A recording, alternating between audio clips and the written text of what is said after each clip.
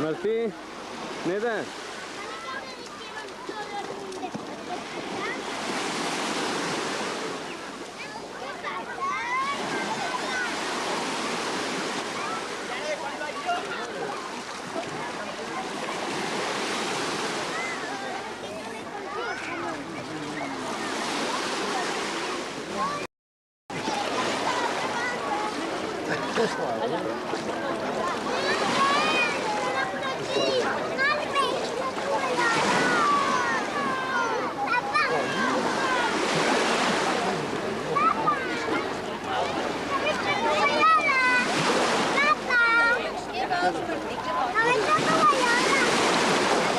Ara vinc.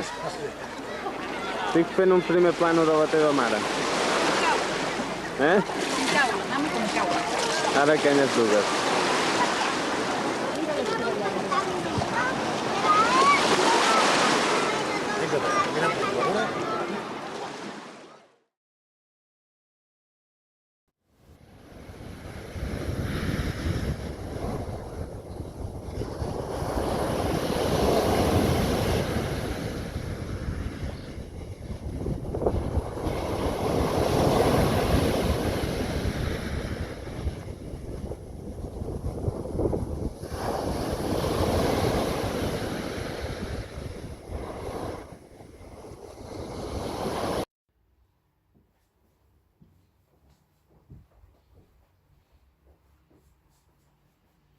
Estimat amic o amiga d'Itàlia, he rebut una carta d'un poeta grec, Antanos, que a més de poeta és pescador, i les seves paraules sobre el mar i els peixos m'han fet pensar, com hi penso sovint, en la meva infantesa, la meva joventut, el passat en general i el futur.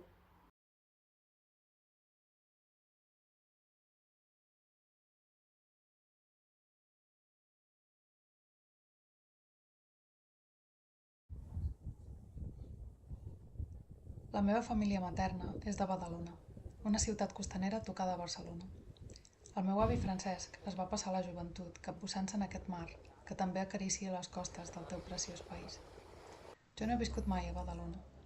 Després d'un periple familiar, amb aventures a l'altra banda de l'Atlàntic, la família va tornar a Catalunya quan la meva mare tenia 4 anys i es va instal·lar al Vallès Oriental, en una altra petita ciutat que, en comptes de tenir el mar a la vora, estava envoltada de camps.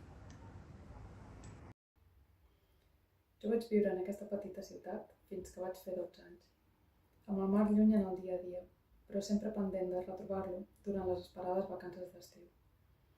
Cada any, els meus pares, el meu germà i jo ens passàvem 2 setmanes fent snorkel en caletes de roca o petites platges de la Costa Brava. A diferència d'Antanos, no recordo que nosaltres veiéssim cap aranya. Mai no vam notar la fiblada d'aquest perill que ha corregut per les venes de tants pescadors, però sí que era un mar ple de vida.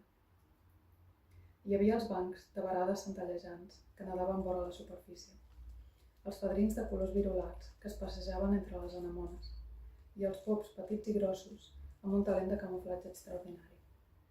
Les estrelles de mar eren vermell brillant. Les conquilles que de tant en tant descobríem entre les roques del fons brillaven com les joies d'un antic naufragi. Temps realment feliços.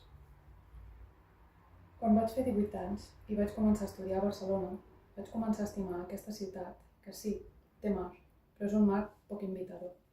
Saturades de gent les platges, amb pocs peixos a l'aigua tèrbola, sorra grisosa en comptes de roques. Però la ciutat en si era el refugi ideal que havia somiat durant la meva adolescència esquerpa i tímida.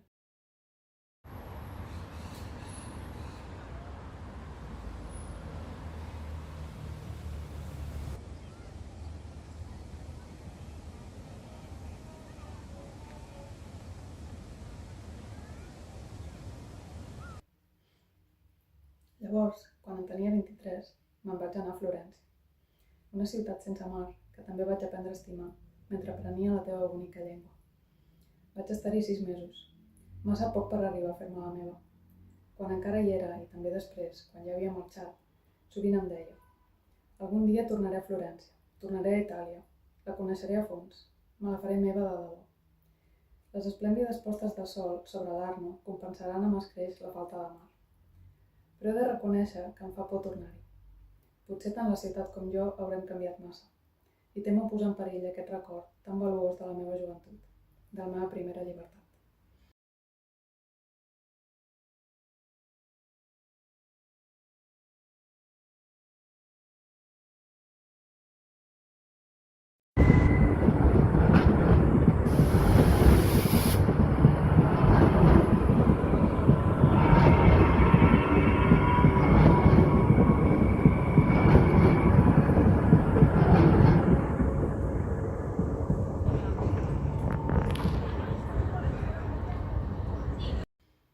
Vaig tornar a Barcelona, i a Barcelona he viscut gairebé ininterrompudament durant 15 anys. I sí, he de reconèixer que tant Barcelona com jo també hem canviat molt, fins al punt que sovint em costa reconèixer tant l'una com l'altra. La ciutat és cada vegada més estrangera, més densament poblada i més cara. Pots passar dies sencers sense sentir parlar català pels carrers, sobretot entre els més joves. De joves cada vegada n'hi ha menys, però la ciutat està plena de gossos, que per a alguns són els fills que no han tingut i ja no tindran.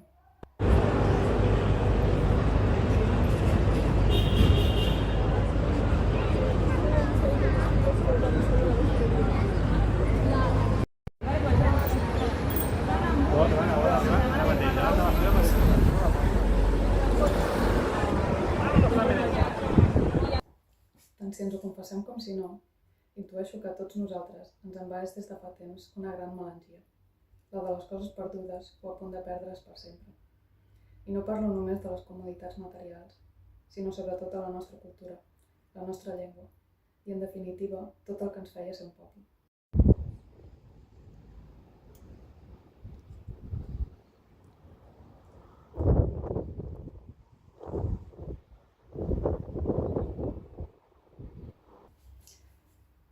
Jo també he canviat. Durant anys he estat més desesperançada, més cansada, fins i tot quan les coses m'anaven bé. Sobretot tenia moltes ganes de marxar, sí, però sense saber on volia anar. Només sabia que ja no em sentia a casa en aquesta ciutat que tant havia estimat. Em passava el mateix amb Catalunya en general. Al final, després de molt pensar-hi, m'he adonat que el que volia no era marxar, sinó tornar. Tornar al país de la meva infantesa, a una cala d'aigua blava, a un món on les coses tenien sentit i jo tenia esperances.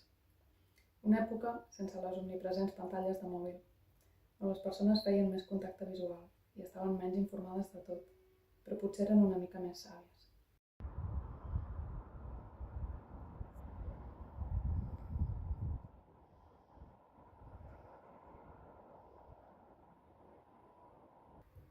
Al final, però, si hi ha una cosa que he entès, amb moltes dificultats, és aquesta.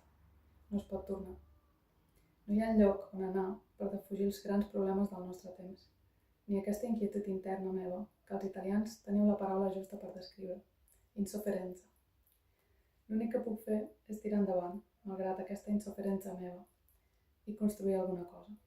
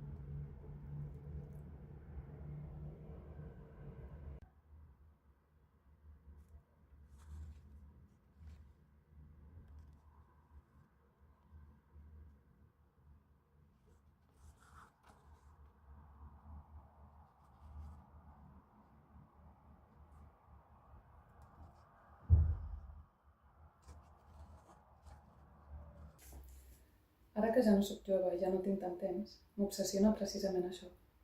Què deixaré quan ja no hi sigui? Què hauré construït que valgui la pena?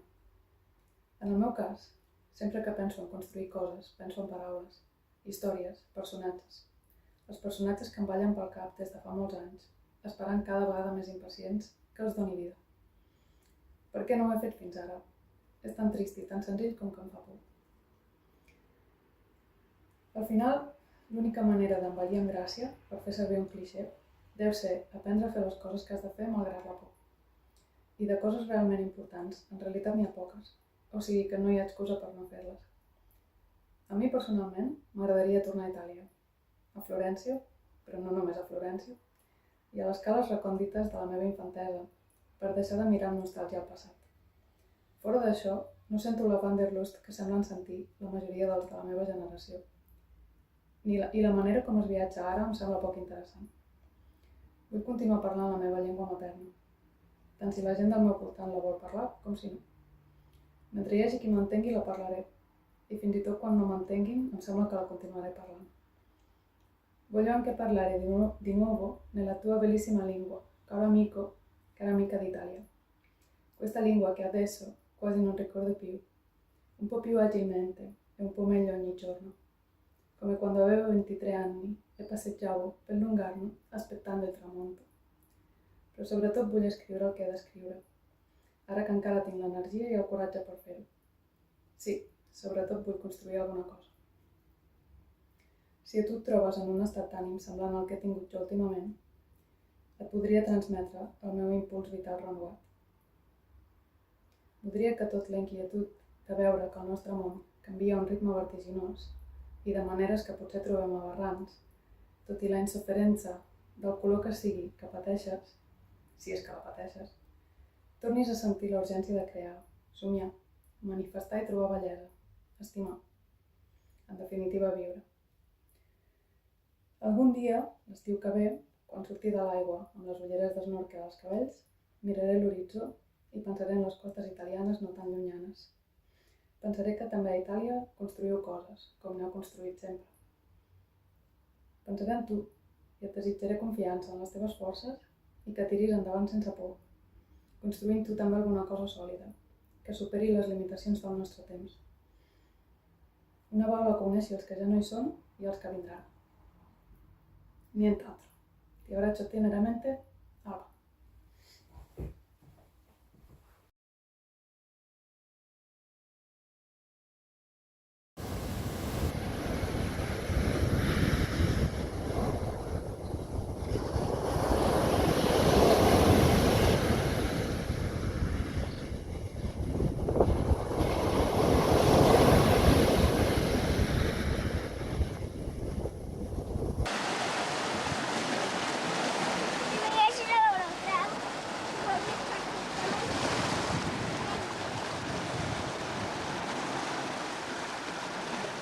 Però si està mort, per què l'has de filmar?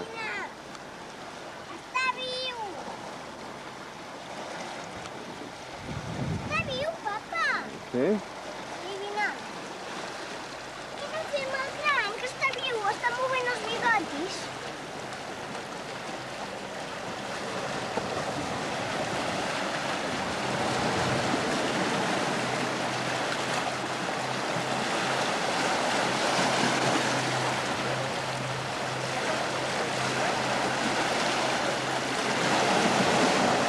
Papa!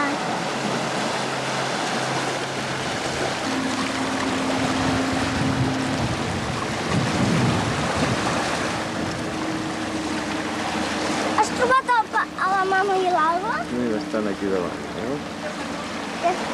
De què estan parlant? No ho sé.